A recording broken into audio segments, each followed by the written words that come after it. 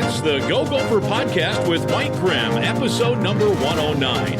I am Mike Grimm, voice of the Golden Gophers, and welcome back to the podcast. I'm absolutely pumped up to bring you today's guest on our episode, Gopher freshman guard Cam Christie, one of the top freshman men's college basketball players, not just in the Big Ten, but in all of the country. He's averaging 11.3 points per game, second best on the team, and has hit a number of big shots this season. He's helped the Golden Gophers to a 16-9 overall record, now 7-7 in the Big Ten, and heading into Thursday's big home game against Ohio State. You're going to love hearing from a rising Gopher star, Cam Christie, on episode 109. Our Go Gopher podcast is presented by alumni-owned Sunbelt Business Advisors and True North Mergers and Acquisitions. If you're a business founder planning to exit your business, start by contacting Sunbelt Business Advisors and True North Mergers and Acquisitions. Sunbelt serves more businesses up to $5 million in revenue than anyone, and True North M&A serves companies with revenues up to $150 million. Get a confidential, no-cost, no-obligation business valuation started today. Hey, make the most of your life's work. Visit sunbeltminnesota.com or tnma.com today. Of course, CEO Brian Slipka was at the Gopher-Rutgers game this past Sunday, enjoying that big Minnesota victory over the Scarlet Knights. Affinity Plus Federal Credit Union's also a big sponsor of our Go Gopher podcast. Life math is complicated, and Affinity Plus Federal Credit Union makes it easier with local financial experts available to help in person or virtually. Learn more at affinityplus.org/Go Gophers. That's affinityplus.org/Go Gophers. Affinity Plus also sponsors our player profile segment, supporting student athletes like Cam Christie, who will get a Visa gift card from Affinity Plus for his appearance this week. Thank you to Affinity Plus Federal Credit Union. We're podcasting episode 109 from the Aquarius Home Services studio.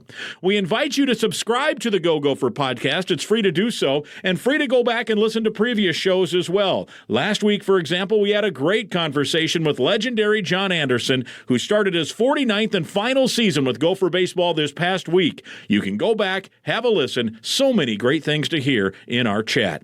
This week, we're talking Gopher basketball with the popular Cam Christie. He joins me next. I'm Clay Geary, walk-on turned scholarship wide receiver for Gopher football. And I'm Ben Utek, U of M alumni, Super Bowl champion, and Tony Dungy Uncommon Award winner. We understand championship culture, which is why we're part of the True North family of companies. True North invests in only elite teams, like the champion team at Sunbelt Business Advisors, Minnesota's largest seller of companies. To learn more about True North and our diverse family of independently owned companies, visit TrueNorthEquityPartners.com. Episode number 109. It's the Go Gopher podcast, and man, I'm excited to have Gopher freshman guard Cam Christie with us from Arlington Heights, Illinois, and having just a killer year here and a great stretch of basketball for the Gophers. Now 16-9 overall, 7-7 in the Big Ten. As we talk here midday Wednesday, the day before a big game with the Buckeyes. I know maybe some people will catch this podcast after that game, maybe later in the weekend, but that's as we're talking, just to set the stage. And Cam, thanks for coming on. Good to see you. Yes, thank you for having me on here. I'm super excited to talk. How much fun has this been for you as a freshman to kind of get to know your teammates, to get settled in, and then to have some success both as a team and personally? I would say it's been a ton of fun. I mean, I've loved every second of it so far. Just getting to know new people, getting to know new teammates, all that stuff, and then also just learning how to play a new style of basketball, just getting better each and every day, and then obviously the team success and the individual success coming. It's been great, so I really enjoyed my experience here so far. What was it like, high school star, you move in the middle of the summer, I guess, and then you have to forge relationships with guys that maybe you've met a time or two. Now you're living with them and teammates with them. What was that transformation like going back months now? It's definitely been, it was a whirlwind at first. It's a lot coming at you, obviously, to get acclimated to a new state, living on yourself for the first time. So all that stuff, it was definitely fun. I had great people to help me through, with my teammates and then coaches and staff and stuff like that. But I mean, it was a wild transition. So But, I'm here now. It's been great. It's been great, so I can't really complain. There were some additional newcomers. You were one of, I think, the only freshman, but then there were other transfers that were new as well. Did you guys kind of create a special bond, too, all kind of experiencing the same things? Yeah, no, we definitely did. I'm really close with all the guys, Mike, Elijah, Jack, all those transfers, stuff like that. So, definitely created some special bonds, but everybody was included in everything. Everybody who was here did a great job of including other new guys and stuff like that, so it was good. How important do you think maybe that time was in terms of building, and then even in the non-conference, right?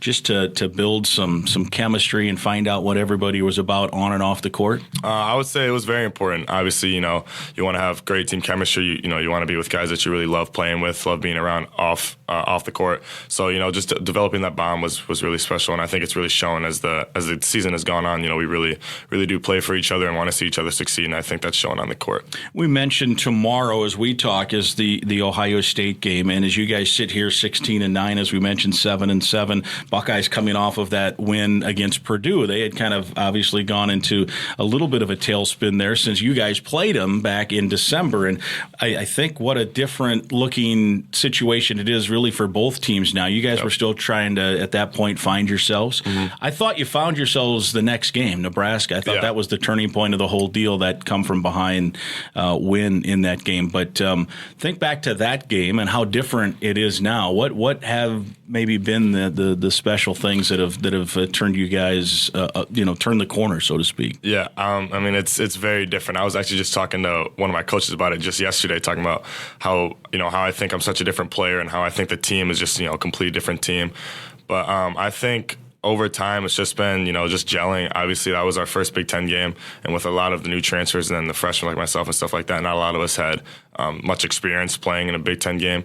So I think that was a factor for sure. But then, as time's gone on, we've gained a lot of experience. We've learned what each other's good at, how to put each other in positions to succeed and stuff like that. So I think that's been a very important part to our success recently. I'm going to throw my personal theory at you, and if you think it's stupid, that's fine. A lot of people think I'm stupid. But I thought, that Ohio State game, in thinking back to it, Dawson scores 36. Mm-hmm. And I think even early, because you guys are trying to feel out the situation, there was a lot of deferring to Dawson because he's best player on the team, leading scorer, a returner, and then he got hurt in that Nebraska game. Mm-hmm. And then all of a sudden, it seemed to me as I observed that you and Mike Mitchell and Elijah and others were like, okay, it's us now. Yeah. And maybe in a weird way, nobody wants to wish injury, and I'm sure Dawson limping around with that ankle wasn't really having a great time there and then having to watch and not play. But maybe there was some benefit to that in that you guys were able to kind of create some identity, build some confidence without him for those, whatever it was, 4 games. Had success, set an all-time assist record with Elijah, I think, in one of those games, all that stuff. And then Dawson comes back. Maybe there's a feeling out period to now reestablish everything, and Dawson still is your leading scorer and leading rebounder, but now everybody else feels good about what's going on. Maybe? Yeah, that's not crazy to say for sure. Obviously, with Dawson going out, we had to find a way to win without, our best player and stuff like that. So people had to step up. People had to make plays. That's where I think people figured out, we're able to compete at this level. Obviously, with a bunch of new transfers coming in, they never played there, like myself and stuff like that. So I think that's where a lot of people figured out that they can really do stuff here. And then, with us winning that game, it was a huge confidence booster and showing we're legit. We can really do this. Yeah, I thought Mitchell, particularly in that second half, just decided to heck with it. I'm gonna play bully ball. I'll push guys around. We're gonna do what you do. You're hitting big shots. Elijah's like, we got to do whatever we got to do. And then I thought that changed things. And nothing's perfect, right? Mm-hmm. You guys are humans, not robots. But to me, it seemed like that second half, without him, you guys stepped up, hit shots. The moment for you has not been too big. How do you think you were prepared for that? What prepared you for that, I guess, is maybe a better way to put it. I would say just believing in all the hours that I put in. Obviously, these are games and moments that you dream of as a kid. So, when you get there, you can't be nervous. These are things that you've always wished for. So just being ready to make the play, believing in all the work that you put in. You're put in this position for a reason. People believe in you. So just going out there and just trying to prove yourself and everybody else right that, you belong. I've observed this as well. I watch stuff. You're usually, when I either am coming to a practice or a shoot around, either the first or second guy out there, usually the first.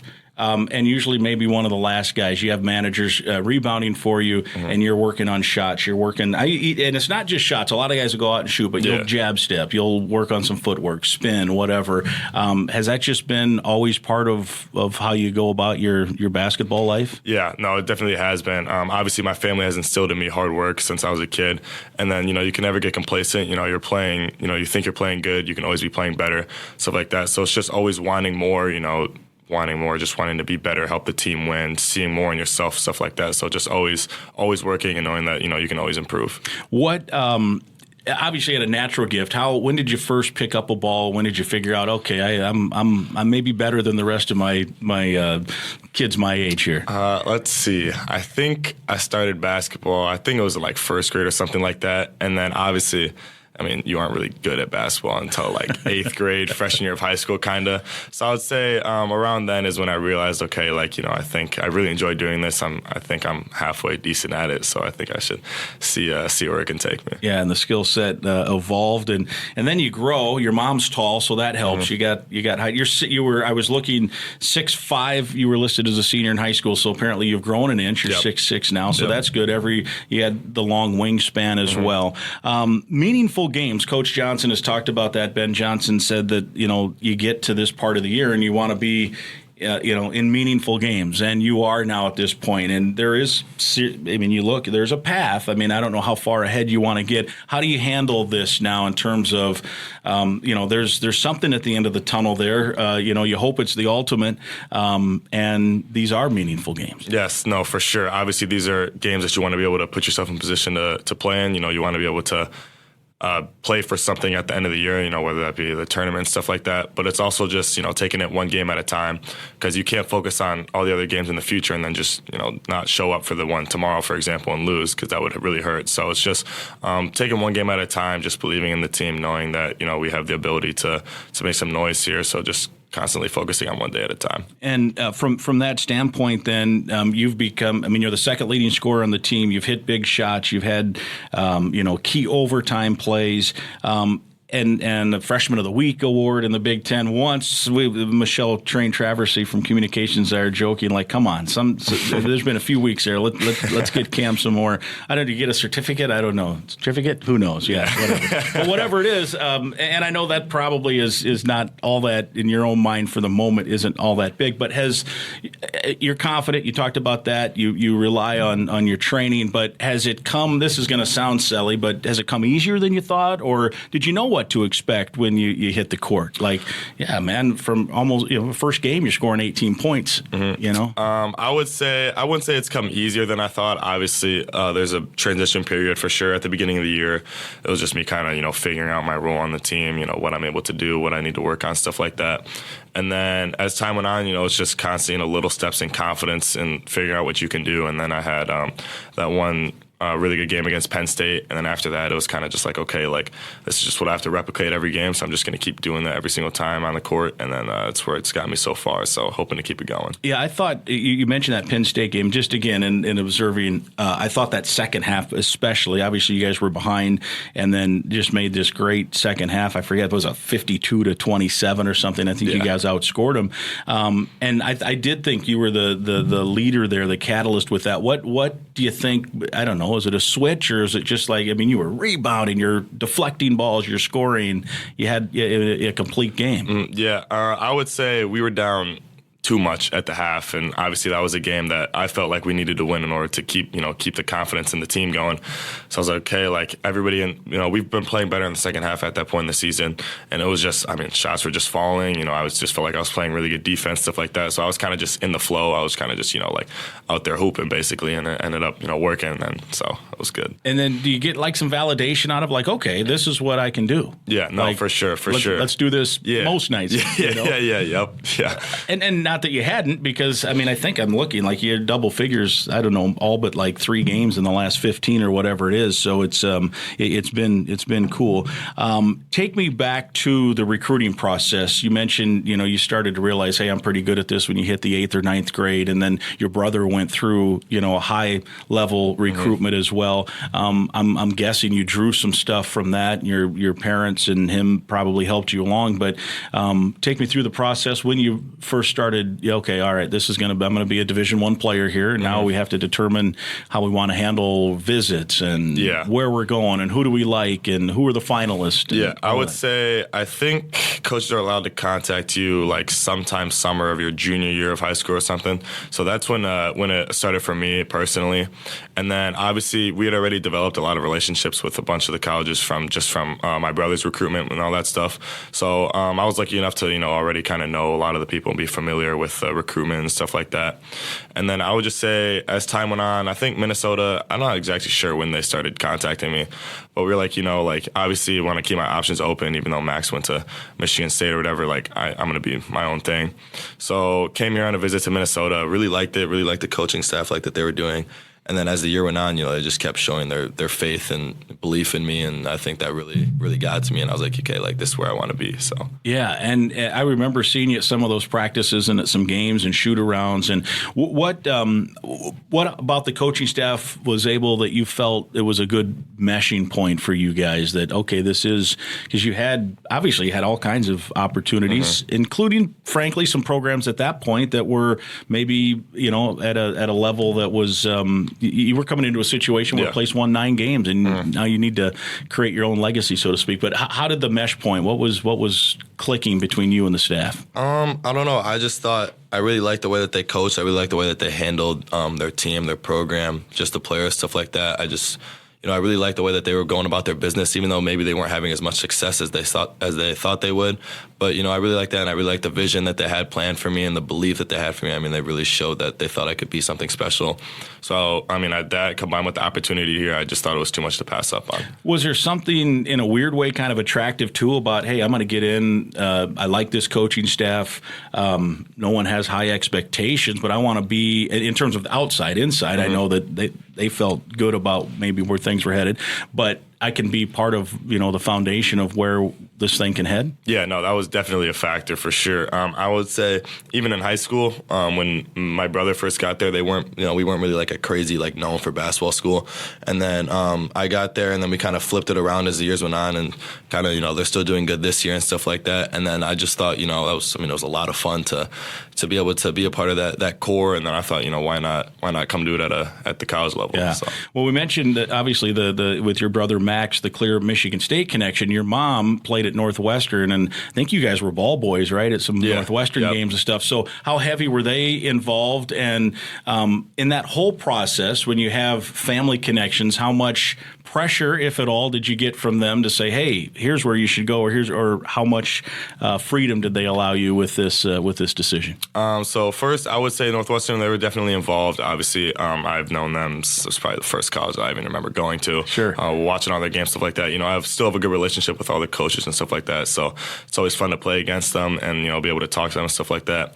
But I would say pressure-wise, I had no pressure. My parents did a great job of just making sure I knew it was my decision. They didn't want any effect or pass on anything like that. So I think they did a good job of making sure that I had no pressure and just believing in me to make the right decision. So now we're many months into your college career, still a freshman, but now we're getting to that point where, you've got the experience. Has what you had hoped in terms of what the staff would be and where this program would head, has it kind of met what you had hoped, the expectations? Yeah, for sure. Obviously, there were little bumps in the road early in the season, but that's to be expected. There's no perfect season or anything like that. So I would say, overall, it's been everything I've expected it to be. I really like the way that we're playing right now. We're getting better with each and every game towards the conclusion of the season, and that's how you want it to be. So I forgot too. Right at the start, you were sick mono or something, right? Yeah. Trying to overcome that as a freshman and trying to get your stamina back. That couldn't have been easy as to throw that in the mix of the, yes, of the it was transition. Very, very annoying, but it was just another obstacle I had to tackle and came out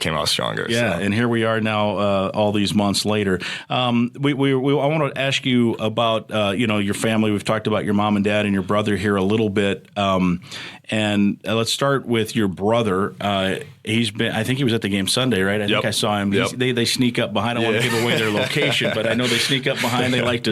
I think they like that bird's eye view a little bit from up there. I think I saw your dad there too. But how much has he helped, and how much motivation does he also provide? Probably even going back, right? The little brother always wants to beat the big brother at some point. Yeah, no, for sure. Coach Ben likes to call it little brother syndrome, as you might have heard before. Yeah. But it's just, it's always the want to be able to be as good as your brother, be able to compete with him at the highest level and stuff like that.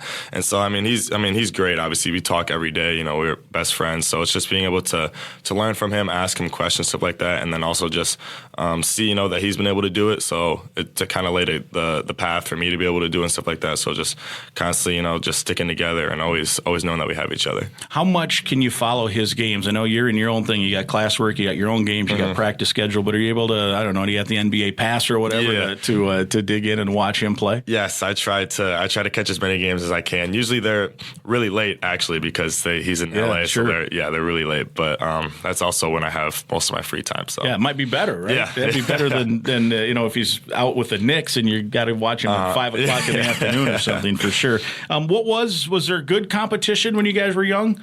Friendly? Did you get in fist fights? Okay, actually, we've never actually fought before. Yeah. There's been some heated exchanges and vocal altercations and stuff like that, but it's always been great competition. I think it's helped both of us. So.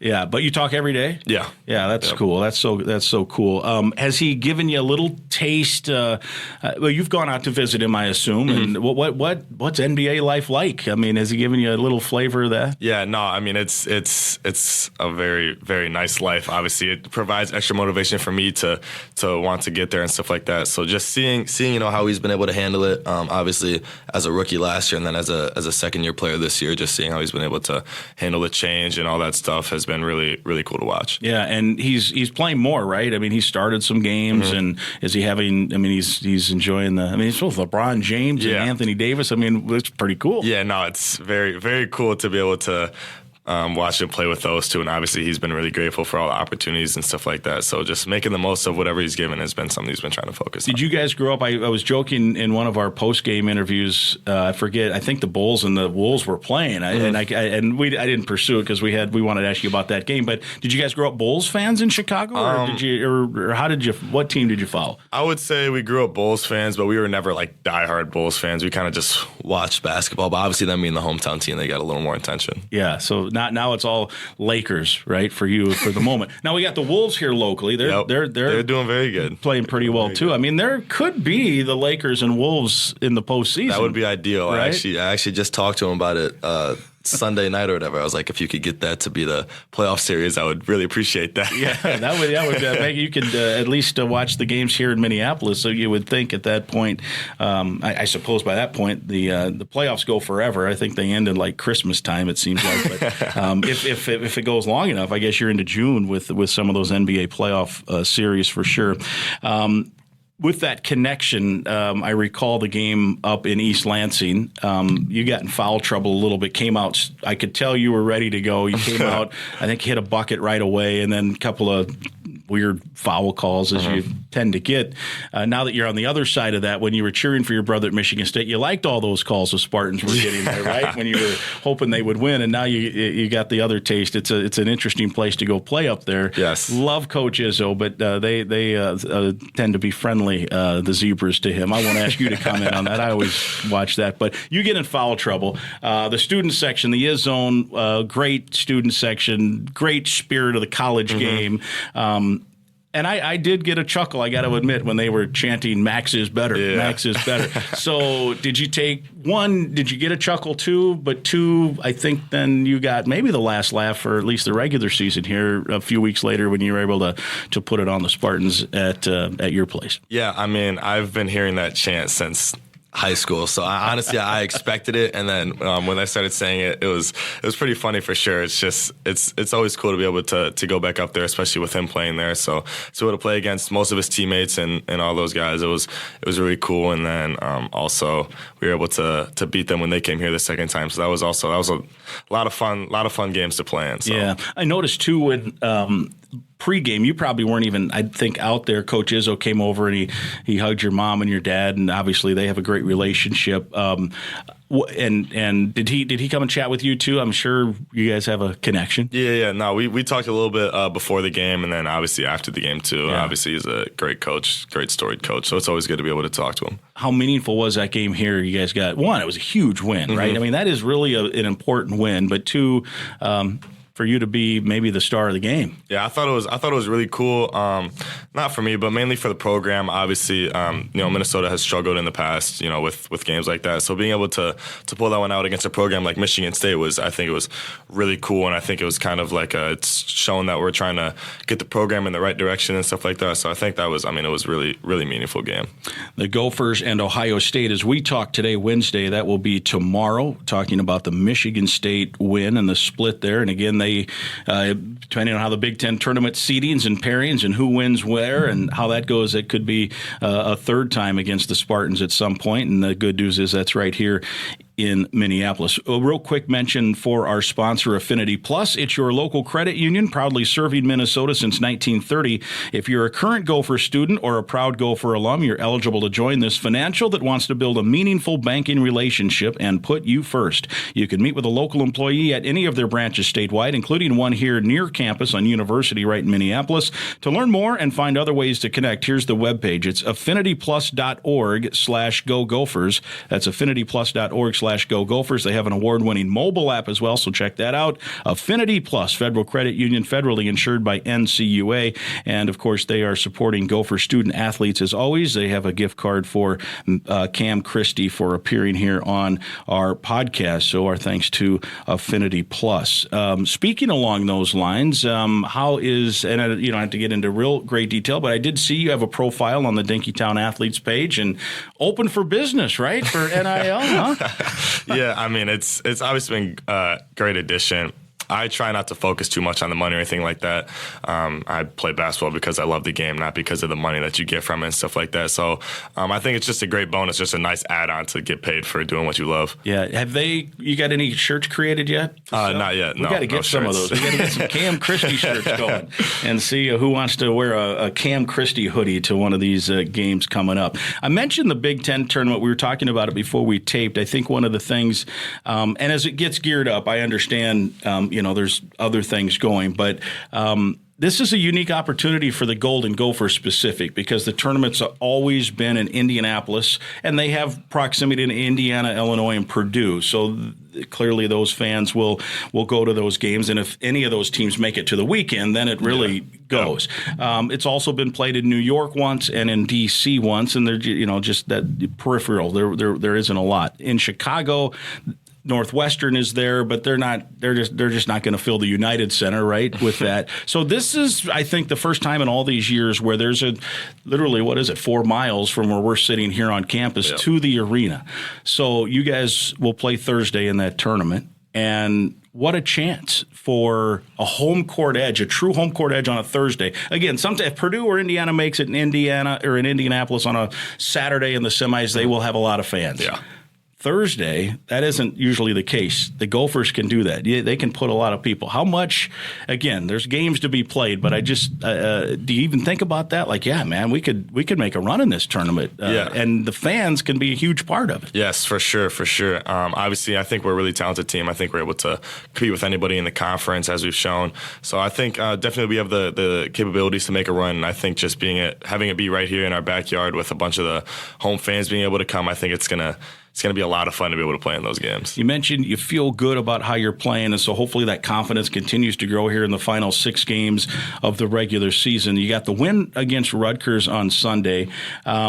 We asked Ben Johnson about this on his coach's show because, again, he's not a moral victory guy, so you guys had Purdue a chance to win. Mm-hmm. But was there something about being able to be there, have a shot? With 2 minutes left, you're right there that – even in a loss, you can take something from that and say, hey, look, we can do what we want to do here the rest of the way. Yeah, for sure. There's definitely a lot of people that definitely didn't think we were going to be able to be in that game, except for the guys in the locker room.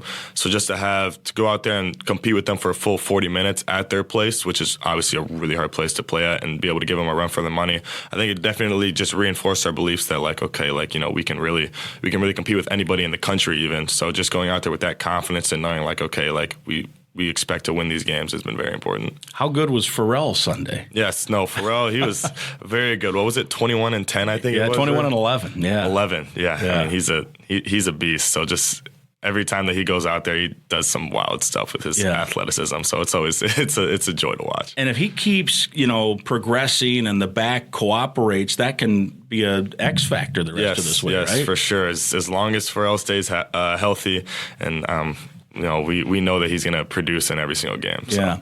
All right. So I asked you about your brother, and obviously he's in the news a lot because he's an NBA player. I want to ask you about your parents and your upbringing in the Chicago area and the importance. You mentioned the family work ethic that has been put in place. I think your mom's a counselor maybe, and your dad's a pilot, and they were both former college athletes on the basketball court. So take me through the importance of what their leadership within the family has meant for you and your brother. It's been really important, obviously, in shaping both me and Max's lives. They've been the main figures with both basketball on and off the court and stuff like that. So my dad really helped us with basketball. My mom has helped us with a bunch of off the court stuff. So just having both of them there for us, really support us every single step of the way is obviously, it's been it doesn't really get better than that. So, it's been great. Your dad's originally from Jamaica. Yep. And then his family moved up here to the Midwest. He played at both UW Superior and Parkside.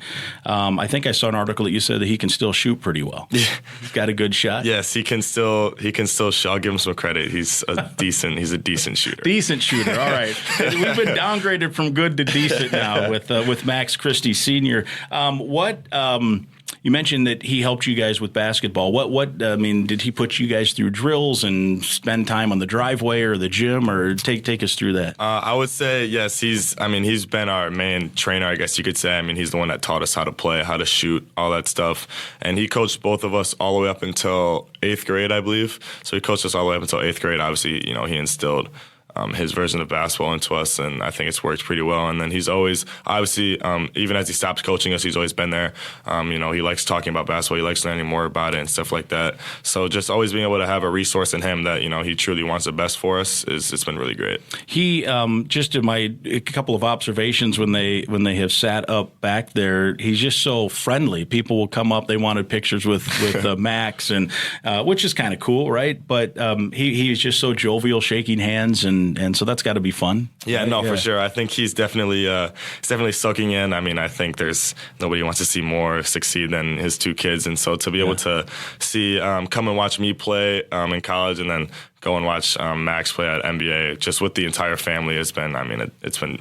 You think he's really enjoyed it. Was he, as you guys were getting older, was he a hard customer? Was he hard on you guys to be good, or did he have a good mix, or how would you describe his style there? I would say a mix of both. The older we got, I think he loosened up a little bit. It was definitely a little rough at some points. Obviously, he still gets on us sometimes for sure, but I think now he's gotten to the point where he's just happy to see us succeed and just really wants us to do well. So your mom, Katrina, was a all Big Ten player, 1,300 career points, a little over 1,300 career points at Northwestern. But you said that she's more shaped you guys, not in basketball, but other ways. Take us through how that's worked. Obviously, so my dad was very heavy on the basketball aspect, and you need somebody to offset that, and that was my mom. She's been really helpful with just school. She's a psychologist, so she helps with all that stuff whenever we go through stuff like that. So I think it's been really important to have just a healthy balance between the two. And for her, she had, as she was graduating from Northwestern, the WNBA was just coming into form. She probably had a chance, but I think she decided I'm just going to get on with life and not pursue pro basketball, and got a master's degree, and as you mentioned. So does she talk much about her playing career? Not too often. No, I mean we'll bring it up every once in a while, just kind of as a joke. But she doesn't talk too much about her playing career. Sounds like because of her position, though, she's helping not just her 2 kids, but people all over the place, right? Yes. So how proud are you about that? Very proud, obviously, just to have somebody like that in your life and know that they go and help out other people that they barely know and stuff like that. I think it's also a testament to who she is and also what she's instilled in her kids. Just always being nice and trying to help everybody out whenever they need it. Do you know your area of study yet?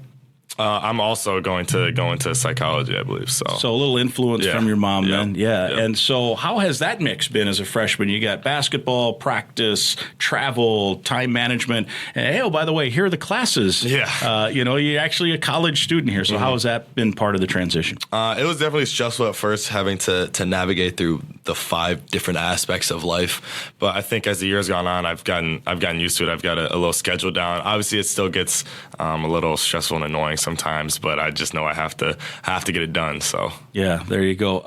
What do you do I know there's not probably a lot of free time, but what do you enjoy when you do get some time to yourself and just to unwind and not have to maybe worry about watching film, or what was practice like today? I would say I love playing video games with my teammates, and then also watching movies and TV shows with my teammates is what I probably do most often in my free time. What do you have a bunch of video games, or is it usually one? What do you got now? If you went to are you in a dorm or apartment or whatever, would you what's the first video game you punch up? So I kind of rotate between like whatever I'm feeling. Recently, it's been Call of Duty with a few of my teammates. So we've been playing that. I'm sure within the next 2 weeks or so or a month it'll change, but it's just kind of having a healthy rotation so you never get bored. Who is and you can win or lose there, right? You score points in certain ways. I'm not a big video game guy. 1, I'd be terrible at it, and 2, I don't have a lot of time. But are you the best, or who? So who you killing? Figuratively, obviously here usually. Okay, so most of the time, teammates. I've been playing with Jackson Purcell and Caden Betts, some other teammates recently. But I would say out of those 3, they would all agree if they hear this, I'm the best. You're the best. All right, very good. Got to get that clear, right? You mentioned movies. What do you like? The classics, more recent? You float around? I kind of float around. I try to keep a different genres coming in. Last one I watched with Jackson and Caden as well. I think it was Fight Club we watched recently. I'm trying to get them to watch Blade Runner 2049 next. So are those remakes of movies, or are they old movies? No, the Fight Club I think it came out in 1999 or something like that. That's what I was thinking. Is I know they were like when I was I was older than you are now, but younger than now. I remember those movies, but I didn't know, because now they remake everything. So I didn't know if it was new or you are watching some classics. Yeah, try to.